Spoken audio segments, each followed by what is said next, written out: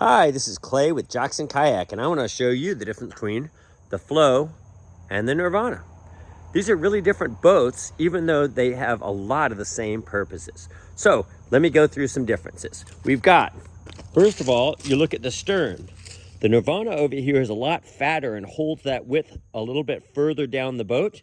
The Flow tapers up a little quicker to a narrower tip. It's also a good bit smaller. We've basically cut off all the excess that you may not need unless you're doing overnights or running really big water. The bow, on the other hand, on the Gnarvana, it stays wide all the way up there to deflect as much water as possible and to give you the best chance of escaping big frothy holes. The Flow, on the other hand, tapers down a lot faster. As you can see, it's a little bit narrower and a good bit lower and thinner. Once again, just kind of cutting out some of that excess volume you may or may not need if you're running the southeast and dam releases and the stuff we do like every day, not the hardest things ever.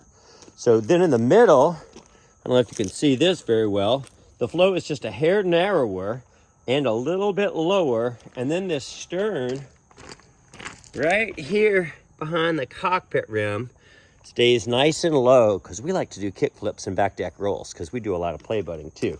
The Gnarvana has to kick up to get that extra volume in case you're loading it down for a run like the Stikine or the Ashlew, whereas the Flow, we're anticipating more day runs and more of the smaller water where you really don't need that extra volume, and you might have a lot more fun doing kick flips instead.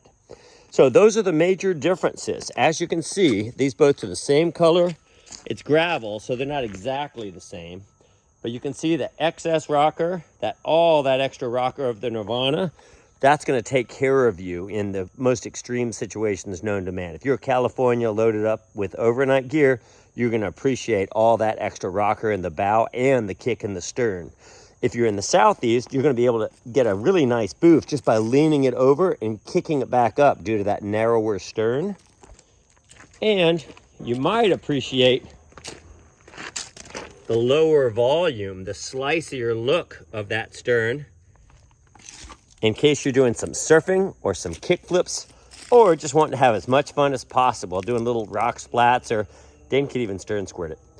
Anyway, that's a brief rundown. Flow versus Gnarvana.